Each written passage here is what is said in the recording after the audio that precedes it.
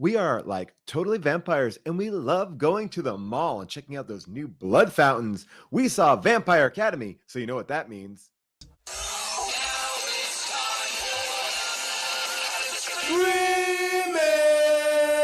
How did Schwarzenegger grow a baby in his belly? Rock a rhinestone vest while ripping Justin to Kelly. Or maybe see a burlesque show with Nick Crow and take a boat with speed to hitting cruise control. J-Man, Big Paul in the beautiful June. Gonna take you from the goob all the way to the room. Ran the games of Street Fighter, helped to blow off steam. Just a sucker punch the odd life of Timothy Green. Sharknado to Birdemic, how we staying alive. They call it in the badass and he's on the line. Cranking 88 minutes cause they cool as ice. Cause a bad Jim Varney looking kinda nice. Paul and June getting literal, Jason is getting laid.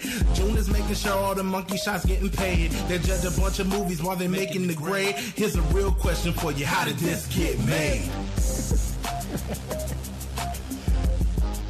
That's a good look, Haru. What's that smell? Hello, people of Earth, and welcome to Matinee Monday. I am your host, Paul Scheer, and this is a video series highlighting some episodes of How Did This Get Made that have lived for a long time behind a paywall, a vault in which you could not access them, and now we're putting them back out into the live stream. But before you listen, we're going to give you a sneak peek, a little taste at what you have in store. And today we have a great episode, Vampire Academy. You might be a fan of the brand new show on Peacock, Vampire Academy. But this is before all that. This is what launched at least 5 to 10 ships to call for Peacock to make a series about this movie. Aisling B and Michael Showalter join us in this episode to talk about teen vampirism. And boy, oh boy, this movie has it all. And by all, I mean a lot of weird names for vampires. I mean, you got the Zrakoi, the Dampir, the Soroi. They are constantly saying it as if we know what these are. We are confused the entire time. Every time someone gets bitten by a vampire, it's like they're having a full-blown orgasm.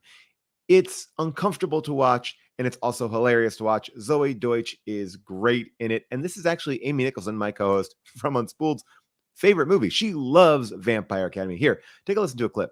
The Jimmy Carter poster Very weird. Crazy. Weird. And again, the first scene in the movie, she's like, what's this? You got this Jimmy Carter poster up. And she's like, I'm trying to fit in. It's like, wait, what? Is this in the past? Fit in for who? And where did you get the Jimmy Carter? Yes, like, where are there? Who's selling posters of 1976 campaign posters for Jimmy Carter? In 2015. Do you know, the more we talk about this, I'm kind of falling in love with the movie. I'm going to say, I enjoyed this movie quite a bit. I missed the Jimmy Carter. It's sort of weird and wonderful in a brilliant way. Yeah. Maybe we're behind. It's thrown an everything onslaught of information. Going back to the blood thing, though, it brought to mind two things in it.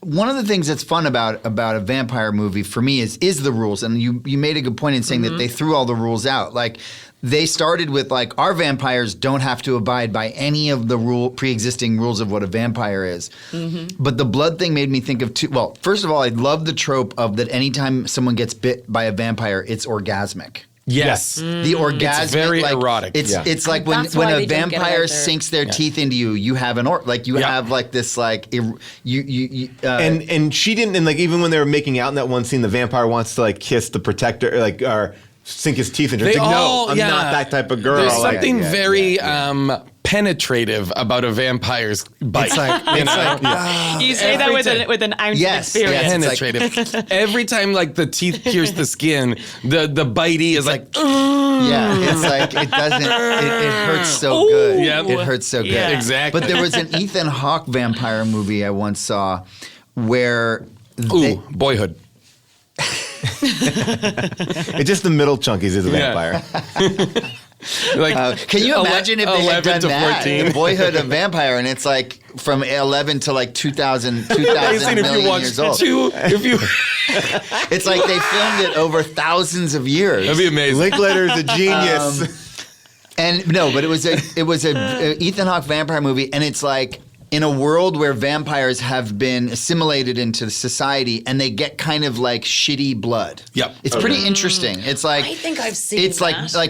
like really good blood is blood you like bite out of a living person's Sure, arm. but you can survive But off you can get of... like Cow shitty blood. blood You and can stuff get like that. it's cow Yeah, blood and it's stuff like cow that. And I blood. remember Yeah. there's like another movie too, like I have another vampire movie where like he's like I'm always sucking the blood out of rats or something like Yeah, that. Like yeah. they're like it's Well, like that's Spike on yes, Buffy yes. when he's trying not to bite people in order to let Buffy love him. He Yes, is right, like yes, trying to feeding be off good. rats and Can stuff. we go back to just this scene where she comes into his room for what was Oh, it? yes. Sleazy molasses. yeah, What did they, she sweet describe it? sassy Sweet molasses, sassy molasses. which was Which her was fuck a lot- charm. Yeah. Gave her I can't this. imagine There's- that she didn't approach the writers to be like, do I have to say sweet sassy molasses? Yeah. Is there And she- anything else? She even devalues it in the next scene. She's like, Yeah. I never would have said sweet sassy molasses if it wasn't for this charm that I had on my neck. But my favorite thing is it's just a very weird plot idea to have that one of the most powerful people in the world would put a charm on her that she can very easily take off. Like what if it Yeah. didn't match her dress? So she puts on this love charm and it means that someone that she likes she'll want to have sweet sassy molassie with. So she goes to this Russian 16,000-year-old man. She knocks at his door and she's like, please give me help. And then she's like, boom chicka wah wah. Yeah. Because the love charm around her neck. And my favorite thing is when they enter the room, just to give him a bit of character, this Russian actor who's come over to learn English, they have him in corduroy pajamas and a headphone with no music, but like even the headphones we're wearing now doing this podcast. If someone slammed through the door and was like, "Quick, I need your help," you wouldn't be like, "I don't hear anything." But then he uses his newfound acting to do a double take with the headphones on and go, "Whoa, whoa, what?" and takes them off, and all of a sudden he can see her for the first time. And it's this odd little scene that's almost like, okay, Vlad, we're going to let you do some acting now. You can pick whatever props you want from the room, and you can start your Headphone, scene. I'll take a notebook. I think my character would wear in the nighttime like a check trousers, just like a normal guy, because he is a normal guy. And it's just this odd moment, and then it all happens. She kisses him. Take off my dress. Oh God, that was a crew. Did you get that shot? Did you get that shot? Great. Okay. And now, the love thing's off, and everything stops. Like he took off the necklace very quickly. Well, he also, I want to just point out one thing that I did think was great in that scene where he threw his clothes or her clothes in the fire. In the fire. The dress that she just bought at the mall, he takes off and says, let's burn it, and throws it into the fire. And so that just begs the question, when she leaves his room, what is she wearing? Okay, this is truly How Did This Get Made royalty, because the writer of this movie also wrote Hudson Hawk, Batman Returns, and Demolition Man. So you're in good hands. Here's my favorite thing. We didn't talk about this in the actual episode. They wanted to make a sequel to this movie, and the studio agreed. They said, if you could raise $1.5 million of the movie's budget, we will greenlight a sequel. They did a GoFundMe, and they raised $245,000. Just a little shy of the mark. Anyway, listen to Vampire Academy right now in your How Did This Get Made stream. If you like what you heard, please remember to like and subscribe to my YouTube channel. Come out and check us out on tour. Go to hdtgm.com. Check out all of our merch in our TeePublic store, and we'll see you next time for another Matinee Monday.